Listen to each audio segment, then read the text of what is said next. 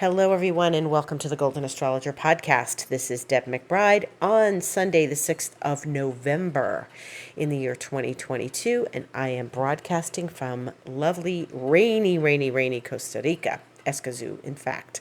And it has been raining for 3 days.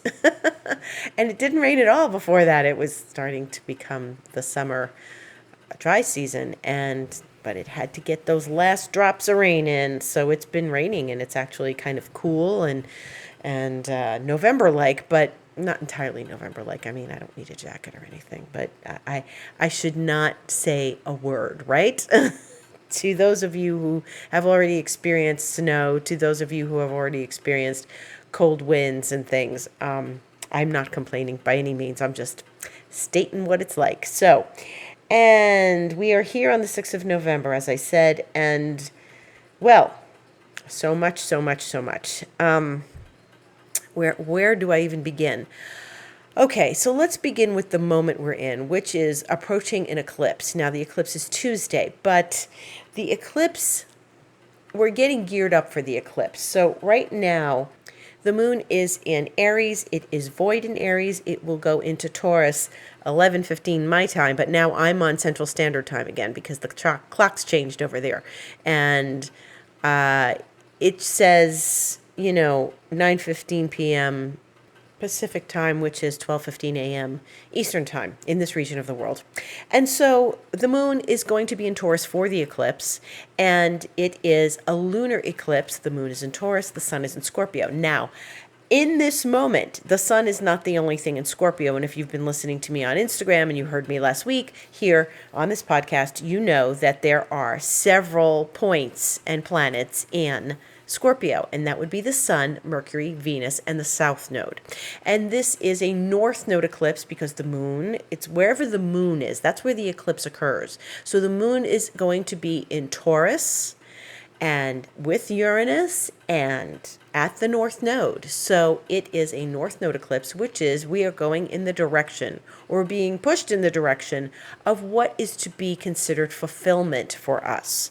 Now, all this stuff in Scorpio means that there's a heavy weight at the South Node, and it's very difficult to not get dragged into South Node matters.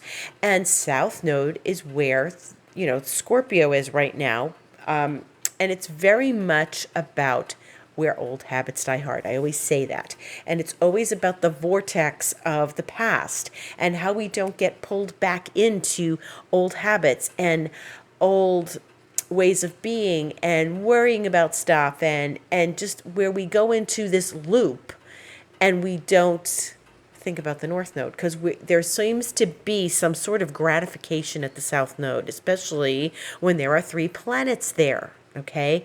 And so pick your planet. Is it Venus? Are you freaking out about relationships? Is it the sun? Are you freaking out about, your life purpose and what you're supposed to be doing and things aren't going the way you want them to? And just all bets are off right now. It's an eclipse with Uranus. So, it's expect the unexpected. And, when we have all of this energy at Scorpio, we are definitively trying to not put our energy over there. It's like there's an act going on in the room. There's a big thing. There's a theater production going on one side of the room, and we're not paying attention to it. We can't look at it. No, there's this whole act going on in the Scorpio region of each of our charts, and it's describing something, and it's complicated to ignore it, okay? So you can't ignore it because, as my teacher used to say, you're never just doing the North Node. They're an axis. You do the South Node. You do the North Node. It sort of swings back and forth between both. So what we don't want to do is get sucked into the South Node, Scorpio, things that are happening. And that is Mercury. Maybe you're just looping, thinking, and it's analyzing, over-questioning, and your mind is busy with the wrong things. Like I said, you're freaking out over relationships with Venus. It could be a number of things, especially since they're all together. And so It's very complicated in this moment because Venus is between Uranus and Saturn. And that's what's really making things more complicated. Now, okay, Venus was opposing Uranus. Yes. So imagine this. There's a seesaw, and one end of the seesaw has the moon going into Taurus tonight with Uranus and the North Node, all in Taurus. And then the other end of the seesaw has Venus, Mercury, the Sun, and the South Node, all in Scorpio. So Venus, and in the middle of the seesaw, that the little apex thing that like keeps the seesaw moving, that's Saturn. So Venus has opposed Uranus, is squaring Saturn tonight, exactly tonight, but it's our emotions, it's our feelings, it's our friendships, it's our relationships. Like, we may be feeling a little bit out to sea. You know, Scorpio's a water sign. We may be feeling a little bit out to sea on these things and not really sure what we're supposed to be doing. And when you are not sure what you should be doing, you should do nothing. And maybe it's not doing. Maybe it's not about doing at all. Maybe it's just about being and feeling. And Scorpio is about feeling and experiencing. And, you know, there's not fire involved in this. And in fact, there's really no fire in the sky. As the moon moves out of Aries, it's void now, right? So what are you going to really do? Everything else except Chiron is in water, a whole lot of water, a whole lot of earth, and, you know, air. And we cannot take action to do something about it. I'm going to do something about this. Well, what are you going to do? You know, what are you going to do? Because it's not doable right now. Things are not doable so much. With Mars in retrograde, it's less than doable. We don't know what to do. We don't feel like doing. We don't have the motivation to do something. We don't have the gumption, you know. It's really a wait and see. And Uranus is lively. And Uranus, when it gets triggered by the moon, is going to present some things to us, I believe, that we're going to either want to take action, say yes to, take a risk and do. And it doesn't mean that, well, there's no fire, so we won't do anything. We'll just sit here and weep because everything's in water. No, no. We can't. We sit. We are patient. Remember, Taurus is a very patient sign, and we work through the emotions of this. Now, right now, we're in the Venus part of this. Venus opposed Uranus, so maybe some things came out of the woodwork. Maybe there should be some surprises that were in store for you and they occurred. Maybe what really happened was you lost your cool with something. You got frustrated. You got aggravated. You know, Uranus can be agitating. But one of the best things to do right now is just pay attention. Pay attention to your feelings. Pay attention to your thoughts. Pay attention to what your body is telling you. What is your body telling you? Is your body telling you it wants to just be resting?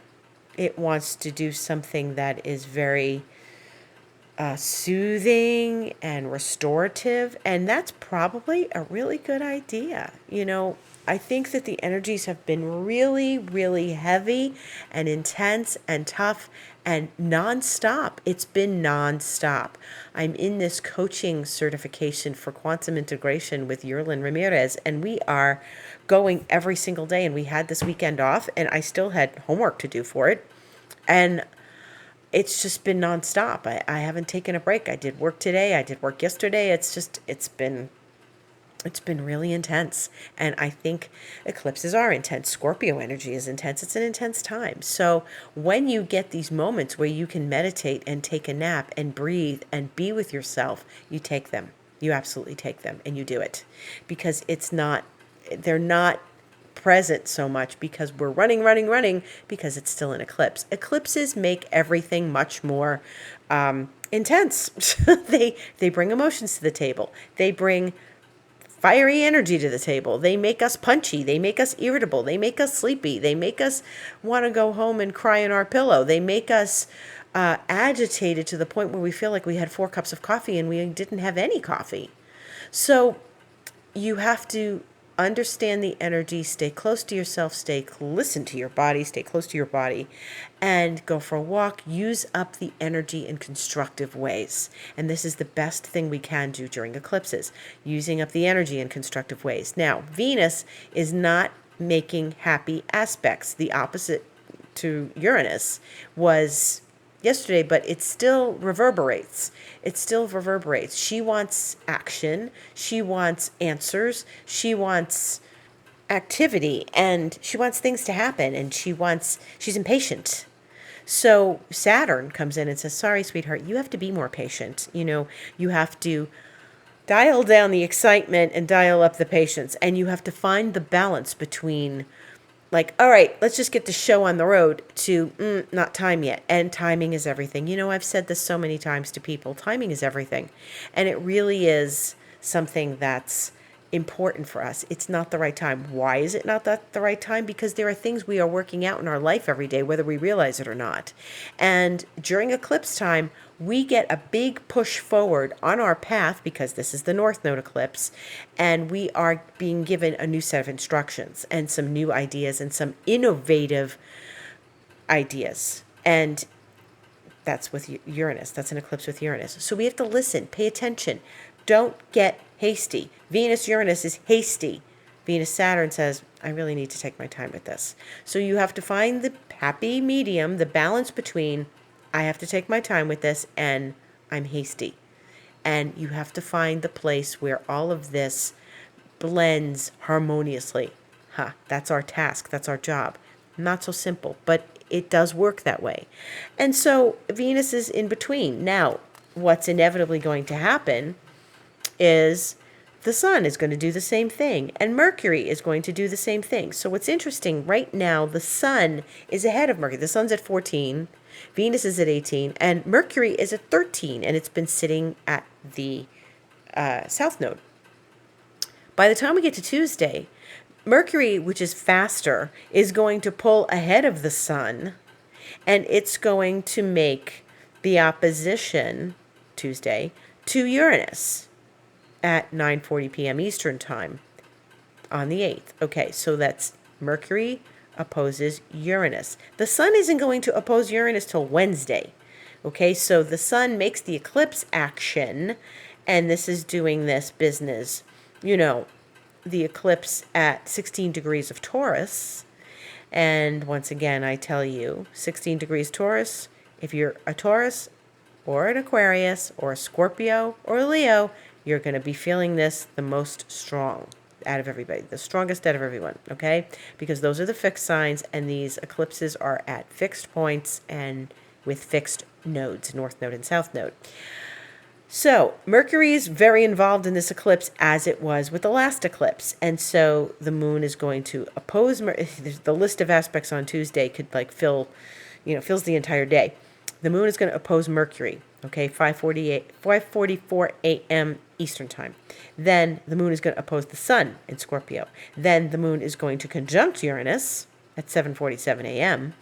And then the moon is going to square Saturn. So the moon is going to follow the path that Venus is in right now, opposing Uranus, squaring Saturn, because it's at Taurus, And then the Sun is going to conjunct Mercury, and then the moon is going to oppose Venus. And then we're just going to keep going here, right? We're just going to keep going. And the moon is going to oppose the Sun at 6:02 a.m. So that's the eclipse, okay? So the moon opposes Mercury, the moon opposes the Sun, the moon opposes Uranus, and then it squares Saturn.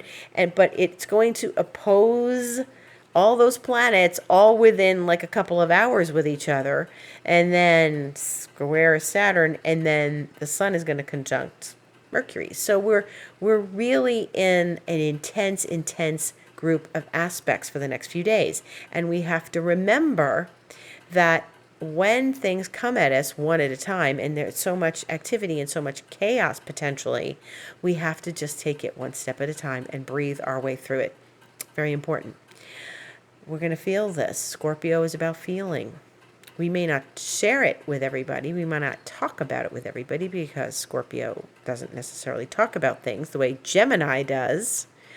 But, the eclipse is in Taurus, and I would say we have a lot of processing to do. The more aspects, the more emotions. The more emotions, the more processing. There's going to be a whole lot of processing. Mercury opposes Uranus, 9:40 p.m. Eastern Time on Tuesday night.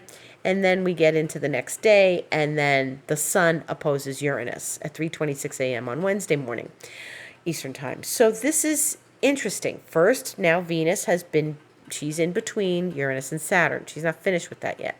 Then, by Tuesday, Mercury is going to be taking up that place between Uranus and Saturn.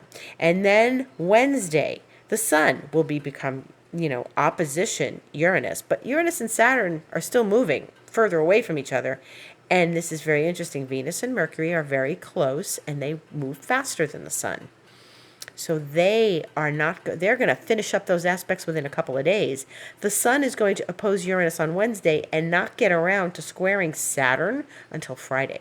So we got a couple days.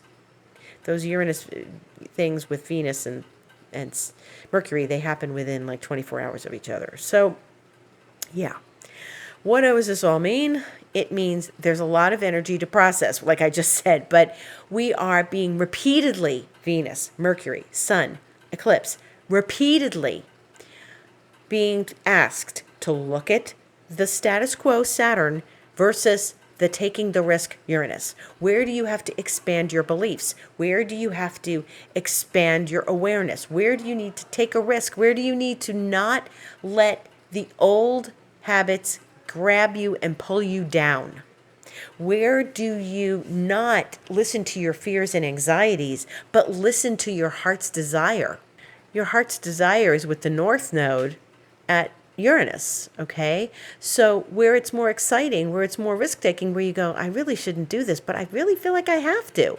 When you say you shouldn't, it's because so-and-so told me not to. I don't have the money. I don't have the time.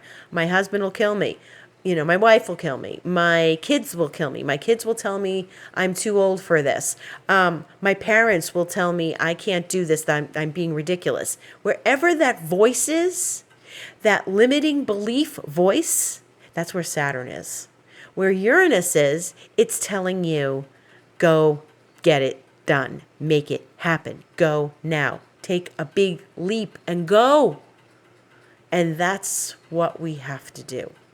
Now, it doesn't matter what area of your life. You know where Uranus is, you know where Taurus is in your chart, and you know where Scorpio is, and you know where Aquarius is. The only place that's not getting this immediately is Leo. There's no planet in Leo.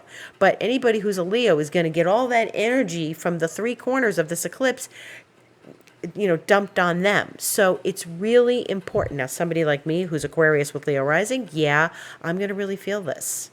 I got Taurus on the midheaven. I've got fixed angles. This is a big deal for me. And so I may be presented with an opportunity, or any of us might be presented with this opportunity that Uranus is going to be giving to us. So I invite you to expand your horizons and embrace whatever crazy thing comes across your path. It might seem crazy, but you've got to jump in and do it. Now, the other thing I'm going to remind you of is August. Remember August? Remember August 2nd, when Mars and Uranus conjunct at the North Node. There's a hint of that. I had to take a risk then. I got shocked into, oh my God, this isn't going to work if I don't take this risk. So I better damn well take this risk. And I didn't regret taking the risk. Okay? Too long to explain. Let's just say it's career-oriented. Okay, but the thing is that if you don't take the risk now, when this comes up again, this is going to have echoes of whatever happened in August, okay? And the universe is saying you've got to take this risk. Saturn's been looming around Uranus for a long time. They moved apart. Now they're close together, but they're moving apart again. And we're going to be done with them, but they're still close enough to matter during this eclipse. And I advise you must follow the crazy thing, as long as, it doesn't mean I'm going to climb the Empire State Building. No. We don't do that. But do something that is within reason that you know is the next step in your life, and you feel it. And that's the Scorpio Taurus part. You feel it. And always when you make these decisions, they shouldn't be made with the brain. They need to be made with the heart. So, and the feelings and the intuition and the gut instinct. Okay? The brain is going to talk to you, and it's going to give you maybe the Saturn in Aquarius, right? Like the dozen reasons why this won't work, or you shouldn't do this, or why it's like not right for you. But your heart and your gut, those are other brains too. They have plenty of neurons. We've got plenty, thousands, millions, billions of, of neurons in our brain, in our heart, in our gut. That's the 3 brain alignment that I've spoken of before. Your brain may not want you to do something, but your heart and your gut say yes. Then you've got to do it. We are always being cautious. Use a certain amount of caution, because we can't ignore Saturn entirely. But oh my goodness, we're going to give this choice. We're going to be given this choice over and over and over again. And maybe right now it's your relationships. And maybe the day after tomorrow it'll be words you need to speak with Mercury. And maybe after that it'll be the sun. It'll be like what your life is calling you to do. There's going to be so many options in this, but we have to pay attention to our heart and our gut. And that's what the truth is, okay? So that's the big, big, big stuff. And it's not over when it's over, that day. Okay, we woke up, the eclipse is over. No, I missed it. No, it is something that is going to give you life for the next bunch of weeks, and then you're gonna remember this. The way I remember August 2nd, the way we all kind of remember the beginning of August as something, because Mars and Uranus conjunct at the North Node. This is now an eclipse with Uranus at the North Node. It's going to bring that all up again. What do you need to do? Where do you need to take the risk? Where do you need to jump in and say yes to something? Where do you know that you're meant for more, and that playing small isn't going to do it for you anymore? That's what we're being asked to do. And it sounds crazy, but that's Uranus. It's crazy. And so we have to just own it, know it's within our reach. And if it seems like, like I said, we don't want to climb the Empire State Building, then you have to do what's in balance and what's within reason, And so this is what the theme of the week is going to be, because this energy is staying with us. The eclipse will happen, and then the sun's going to oppose Uranus. It's going to be more information about the eclipse. Then it's going to square Saturn, more information about the eclipse. Mercury will square Saturn, more information about the eclipse. It's all happening all week. So this is it, man. My job was easy this week. I just tell you about an eclipse. In the meantime, the moon will make that eclipse and go void in Taurus sextile Jupiter on Wednesday the 9th at 7 a.m. Eastern Time. And then it will enter Gemini 8:37 a.m. And that's Eastern Time. And we're not worrying about after that. It's just we're going to be feeling this for a while. The only time is, when we can say we're done, is when we have the new moon on Wednesday the 23rd in Sagittarius. That kicks out the eclipse period. And that's going to be really, really good. Why? Because it's in Sagittarius, which is always a good time. It's the day before Thanksgiving, right? So it's when, holiday season really gets into full swing. And Jupiter goes direct the same day. So really, interestingly enough, that new moon occurs, and I know I'm getting way ahead of myself here. We're 2 weeks ahead. But on the 23rd, that new moon occurs 5 minutes, literally 5 minutes before Jupiter goes direct. And that they have everything to do with one another, okay? And that's Jupiter ruling the new moon. That is going to be one big gratitude party, okay? And whatever decisions we make at this lunar eclipse, and it's exciting, get excited. Something's coming for us that is going to provide a vision greater than the one we have now. Right now we're under Saturn Venus as I'm recording this. We're under Saturn Venus. And it's like, nah, okay, yeah, I suppose so, I guess. But don't be fooled by Saturn. So the wet blanket. It's such the wet blanket. And don't let Saturn be that wet blanket. We're going to get asked several times, are you sure this is what you're going for? Yes. Are you sure? Yes. Are you double, triple sure? Yes. Absolutely. Yes. And when that new moon comes, it's going to be amazing. That's going to be an amazing, I've never seen that happen before. Maybe it's happened 30 years ago and I forgot about it. But really, I've been doing astrology a long time. That's a brilliant aspect, and that's going to be incredible. And that is a time to start the party.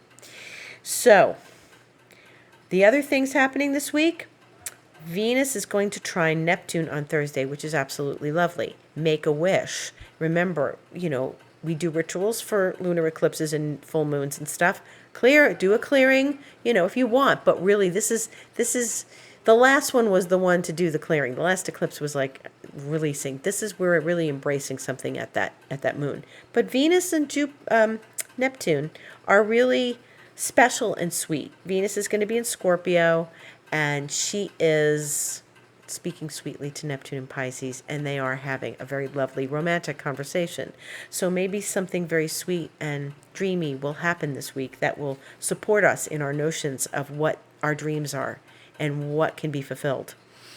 The other things that are happening this week is that, the moon will be in Gemini for those days, and then it will go void Friday the 11th, 5:28 p.m. Eastern Time, and then it enters Cancer 7:22.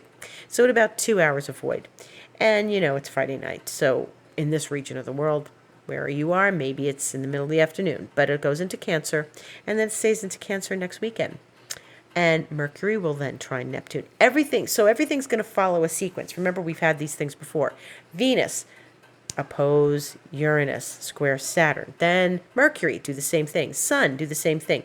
After Venus does all that, she's going to trine Neptune. Then Mercury is going to come along and trine Neptune. And then when the Sun is finished with all that business, it's going to come along in Scorpio and trine Neptune. That won't be till Monday the 14th, but that's okay because it's a sequence. It's an oppose Uranus, square Saturn, trine Neptune thing. And then eventually they'll all sextile Pluto, on the way out of Scorpio. And then they go into Sagittarius. So it's okay. This is a pattern, okay? And we're working through the pattern, one planet at a time, 3 planets, one planet at a time.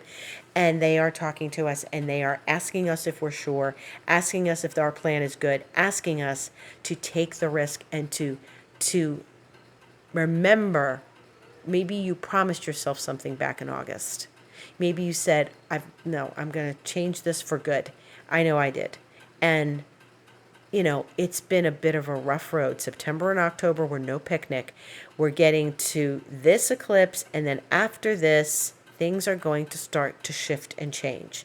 Then Venus is going to enter Sag. Mercury is going to enter Sag. And then the whole theme of the astrology is going to shift into something a little lighter.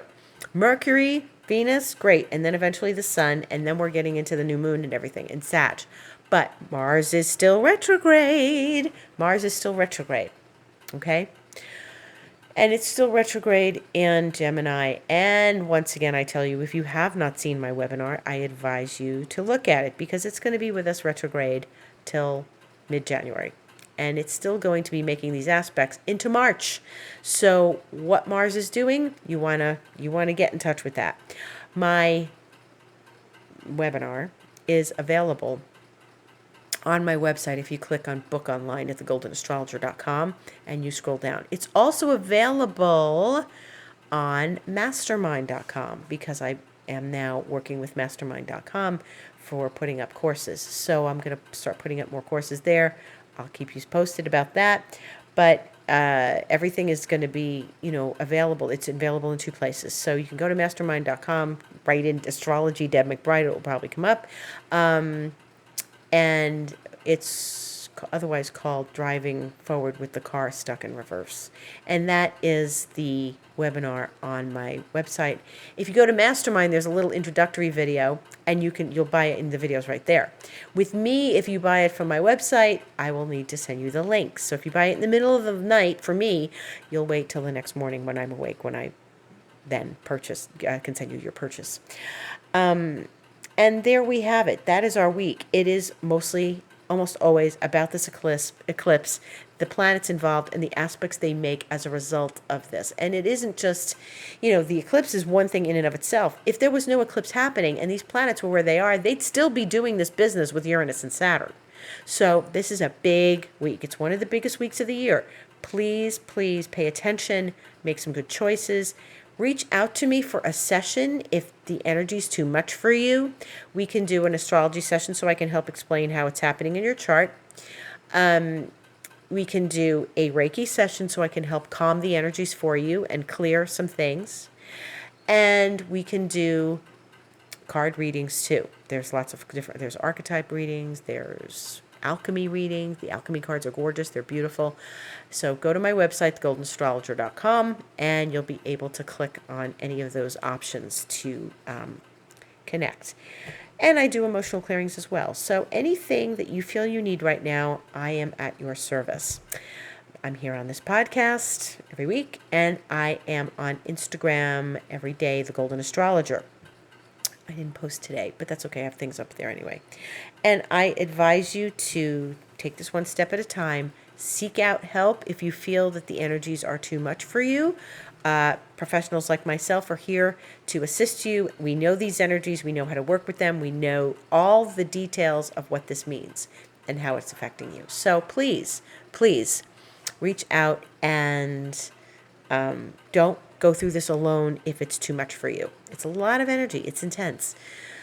On that note, I thank you all for listening. Mucho gratitude. Muchas gracias. And I bless you, give you divine blessings upon all of you, divine white light upon all of you during this eclipse.